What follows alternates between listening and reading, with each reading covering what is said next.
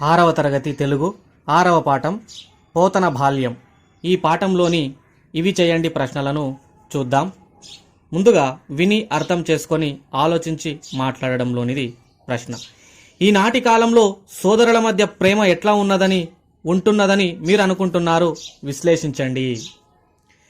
ఈనాటి కాలంలో సోదరుల మధ్య ప్రేమ పూర్వంలాగా ఉండడం లేదు. ప్రతి విషయం డబ్బుతో ముడిపడి ఉంటుంది. డబ్బు కోసమో లేదా ఆస్తి కోసమో కొట్లాడుకుంటూ ఉంటారు. రక్త సంబంధం కంటే ధనమే ప్రధానంగా భావిస్తున్నారు ఈ కాలంలో. అందువల్ల అన్నదమ్ముల అనుబంధం దూరమైపోతున్నది. ధారాళంగా చదవడం, అర్థం చేసుకొని ప్రతిస్పందించడం. ఈ చిన్న బాలుడు అసాధ్యుడు అనే భావం వచ్చే పద్య పంక్తి ఏది? ఆ పద్యాన్ని, దాని భావాన్ని రాయండి అన్నారు. 6వ పద్యం చివరి పాదం మీరు చూడొచ్చు. 6వ పద్యం చివరి పాదం. ఇక్కడ 6వ పద్యం ఉంది. ఇక్కడ 6వ పద్యం. చిరుతడసాధ్యుడంచు నెదజేయిడి విస్మయమంద నందరున్ అనేటటువంటి 6వ పద్యపాదం. దీని భావాన్ని రాయమన్నాడు. 6వ పద్యం యొక్క భావం చూసినట్లయితే,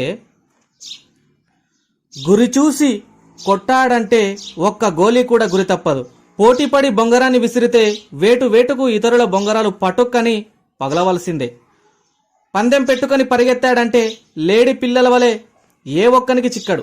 దాన్ని చూసి అదిరా ఈ చిరుతడు అసాధ్యుడు సుమా అంటూ అందరూ గుండెల మీద చేయి వేసుకొని ఆశ్చర్యపడుతుంటారు. నెక్స్ట్ కింది పద్యం చదవండి, భావంలోని ఖాళీలు పూరించండి. కందుకము ఓలె సుజనుడు క్రిందంబడి మగుడ మీదికిన్నెగయుజుమి మందుడు మృత్పిండము వలె గ్రిందంబడి ఎడగియుండు గృపణత్వమునన్. ఖాళీలు చూడండి. కింద పడ్డ పైకి లేచేవాడు ఎవరు అంటే సుజనుడు. అపజయం పాలైన తిరిగి విజయం సాధిస్తాడు. విజయం. మందుడు అంటే మూర్ఖుడు అని అర్థం. బంతితో పోల్చబడినవాడు సుజనుడు అని అర్థం. మట్టి ముద్ద అనే పదానికి పద్యంలో వాడబడిన పదం మృత్పిండము. మృత్పిండము అంటే మట్టి ముద్ద అని అర్థం. పదజాల వినియోగం. కింది వాక్యాల్లో గీత గీసిన పదాలకు అదే అర్థం వచ్చే పదాలను పాఠంలో వెతికి రాయండి అన్నారు. భారతీయులు సోదరభావం కలిగి ఉంటారు. సోదరభావం అంటే సౌభ్రాత్రం. లక్ష్మి పుస్తకాన్ని తెరిచి పాఠం చదివింది. పుస్తకాన్ని పొత్తము. అర్జునుడు విలువిద్యయందు అధిపుడు. అధిపుడు అంటే గొప్ప అని అర్థం. బలరాముని సోదరుడు శ్రీకృష్ణుడు. సోదరుడు అంటే తమ్ముడు. ప్రతిరోజు స్నానం చేసి శరీరాన్ని శుభ్రంగా ఉంచుకోవాలి. శరీరము అంటే మై లేదా మేను అని అంటారు. నెక్స్ట్ కింది పట్టికలోని ప్రకృతి వికృతి పదాలను జతపరచండి. భోజనం బోనం అంటే గ. నిదుర నిద్ర క. పొత్తం పుస్తకం ఖ. కింది పదాలతో సొంత వాక్యాలు రాయండి అన్నారు.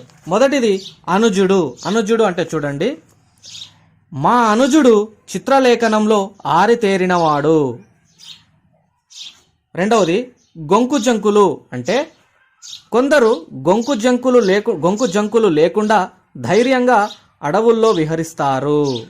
మూడవది మేటి అంటే చూడండి, మేటి మా సోదరి నృత్య ప్రదర్శనలో మేటి.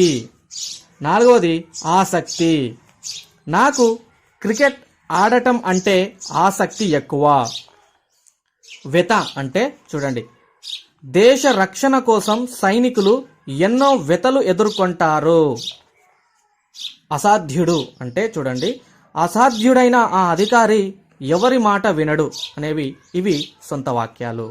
మై డియర్ స్టూడెంట్స్, అర్థమవుతుంది కదా? చక్కగా అర్థమైతే మీ మిత్రులకు ఈ వీడియోని షేర్ చేయండి, మీరు లైక్ చేయండి. కింది వాక్యాలు చదవండి. ప్రతి వాక్యంలోనూ ఒక పదానికి అదే అర్థం వచ్చే మరికొన్ని పదాలు ఉన్నాయి. వాటి కింద గీత గీయండి అన్నాడు. గీత గీయమన్నారు, మీరు గీతనే గీయండి. మనకు స్పష్టంగా అర్థం కావడానికి నేను బాక్స్ వేశాను, గమనించండి. అరుణాస్పదమనే పురంలో ప్రవరుడు నివసించేవాడు. ఆ పట్టణం చాలా అందమైనది. ఆ నగరంలో ఆకాశాన్ని తాకే మేడలున్నాయి. పురం, పట్టణం, నగరం అనేవి పర్యాయపదాలు. పురానికి పర్యాయపదాలు ఇవన్నీ. సకాలంలో వర్షాలు పడితే ధరణి పులకరిస్తుంది. అప్పుడు రైతు పుడమిని దున్ని విత్తనాలు చల్లుతాడు. దాంతో పచ్చని పంటలతోటి అవని శోభిస్తుంది. ఇక్కడ ధరణి యొక్క పర్యాపదాలు ధరణి, పుడమి, అవని భూమి యొక్క పర్యాపదాలు. కార్తీక్ ఇంటి మీద కోతి కూర్చున్నది, ఆ కపి చేతిలో కొబ్బరి చిప్ప ఉన్నది, అది చూసి మరో వానరం ఉరికొచ్చింది. కోతి, కపి, వానరం. మా గ్రామంలోని గుడి చాలా పెద్దది, నేను ప్రతినిత్యం ఆ కోవెలకు పోతాను. ఆ దేవాలయంలో ఎంతో ప్రశాంతత లభిస్తుంది. గుడి, కోవెల, దేవాలయం. దేవాలయం అని ఇవి అర్థాలు.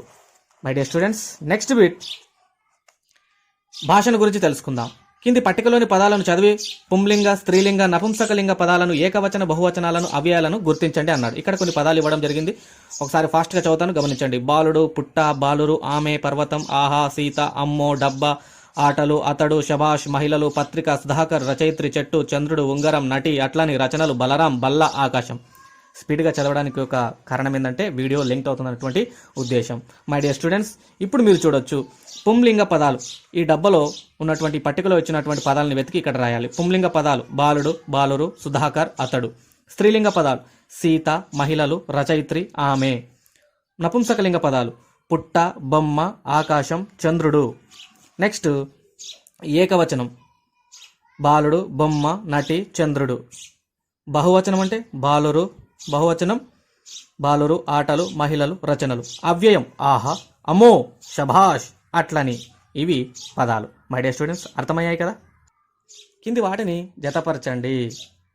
నామవాచకం హైదరాబాద్, సర్వనామం ఆమె, విశేషణం గుణాన్ని తెలిపేది ఎర్రని, క్రియ పనిని గురించి తెలిపేది చదివింది, అవ్యయం లింగవచన విభక్తులు లేని పదం కానీ. ఓకేనా మై డియర్ స్టూడెంట్స్, ఇవి సరైనటువంటి అర్థం, సరైనటువంటి జవాబులు. కింది ఖాళీలను పూరించండి. నామవాచకానికి లేదా సర్వనామానికి ఉన్న గుణాన్ని తెలిపేది విశేషణం, నామవాచకానికి బదులుగా వాడేది సర్వనామం, పనిని తెలిపే మాట క్రియ, లింగవచన విభక్తులు లేనిది అవ్యయాలు లేదా అవ్యయం అని అంటారు.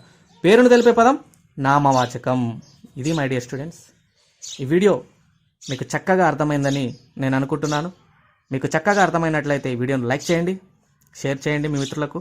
మా ఛానల్ను తప్పకుండా సబ్స్క్రైబ్ చేసుకోండి. ఇదే మీరు మీ గురువుకి ఇచ్చినటువంటి కానుక, దక్షిణ అనుకోండి. మీ సబ్స్క్రైబే నేను దక్షిణగా స్వీకరిస్తాను. Thank you so much.